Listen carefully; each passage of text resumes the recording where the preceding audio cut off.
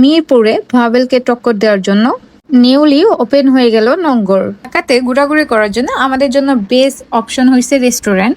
আমার পার্সোনালি খুব সুন্দর সুন্দর জায়গা বা সুন্দর সুন্দর রেস্টুরেন্ট যেটাই হোক না কেন, নিউলি ওপেন হলে আমার সেখানে খুবই মন টানে। রেস্টুরেন্টগুলো ফ্রাইডে মানে ফুল বুক থাকে, আর নিউলি হলে তো কথাই নেই, সেখানে পা রাখার কোনো জায়গাই থাকে না। ফ্রাইডেতে গেলে টোটালি কোনো রকম জায়গা পাওয়া যায় না, তাই আমি ঘোরার জন্য ফ্রাইডেটা তেমন একটা চুজ করি না। আমার ভিড়ভাট্টা ভাল লাগে না, একটু নিরিবিলি স্পেসে আমার খুব পছন্দ। আমি ফাহিম আমার শাশুড়ি আম্মুকে নিয়ে চলে আসলাম নঙ্গরে। নঙ্গরে ঢুকে দেখি কি অনেক মানুষ ছিল, যদিও এটা ফ্রাইডে ছিল না, তবুও মোটামুটি মানুষ ছিল। এখানে তাকাই দেখি সবাই ছবি তুলতেছে, কেউ ব্লগ করতেছে, কেউ তার নিজের ফটো শুট করতেছে। আমরা একটু ঘুরে ঘুরে দেখে প্রথমেই খাবারটা অর্ডার দিয়ে দিছি, যেহেতু অনেক ভিড় ছিল এই কারণে তাড়াতাড়ি খাবারটা অর্ডার দিছি। ভাবছি অনেক টাইম লাগবে, যদিও তারা 45 মিনিট টাইম নিছে।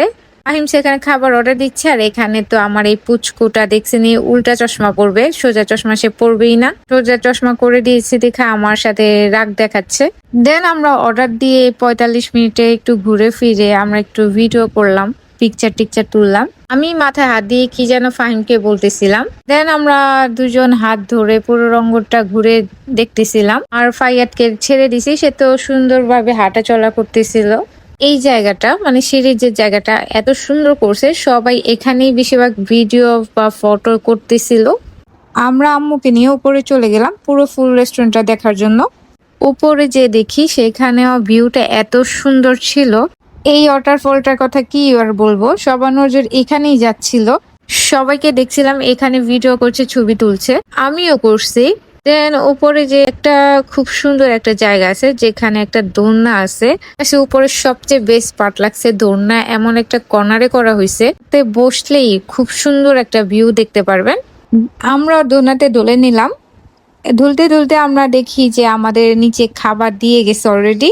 প্রথমে আমরা স্যুপ আর অন্থনটা অর্ডার করছিলাম, একসাথেই অর্ডার করছি। তার আগে প্রথমে স্যুপ আর অন্থনটা দিছে, দেন বাকি খাবারগুলো দিছে। 45 মিনিট টাইম নেওয়ার পর খুব তাড়াতাড়ি আমাদের খাবারটা দিয়ে দিছে। আমাদের রাইস আইটেমে অর্ডার ছিল handi beef, fried rice, sizzling and fry.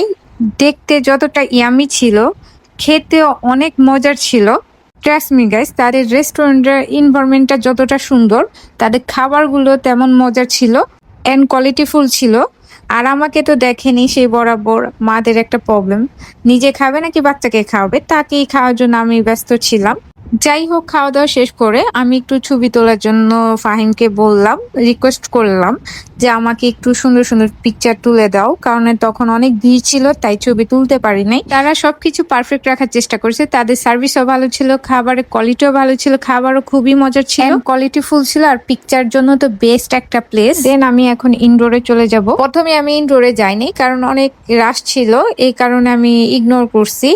এখন দেখলাম যে একটু রাশ কমই ছিল, তাই আমি একটু ইনডোরে যে ঘোরাঘুরি করে আসছি। তারা এত সুন্দর করে মানে রেস্টুরেন্টটা করছে, প্রত্যেকটা কর্নার কর্নার পিকচার পারফেক্ট। যেখানেই চোখ যাচ্ছিল প্রত্যেকটার কর্নারই মনে হচ্ছে এখানে পিকচার করলে অনেক সুন্দর আসবে, কিন্তু প্রচুর মানুষ ছিল, কোথাও ছবি তোলার জায়গা পাচ্ছিলাম না। যেখানে একটু কর্নার পাইছি সেখানে আমি যে একটু ছবি তুলে এসে পড়ছি। এখানে দেখতেছেন একটা আপু ভিডিও ছবি করতেছিল, আমি একটু প্লেস খুঁজতেছিলাম ছবি ভিডিও করার জন্য, কিন্তু সেখানে দেখি আপুটা একটু ভিডিও করতেছে, ছবি করতেছে, তাই ডিস্টার্ব করলাম না। নঙ্গরে দিনের থেকে রাতে ভিউটা খুব সুন্দর, যেহেতু আমি দিনের বেলা গেছি তাই আমি পাইনি। এমন সময় যাবেন যেন দিনে আর রাতে ভিউটা পেয়ে যান। কারা কারা নঙ্গরে গিয়েছেন আমাকে কমেন্ট করে জানাবেন, আর কারা কারা জানেই তাড়াতাড়ি চলে যান। আই হোপ সবার কাছে ভালো লাগবে। আল্লাহ হাফেজ।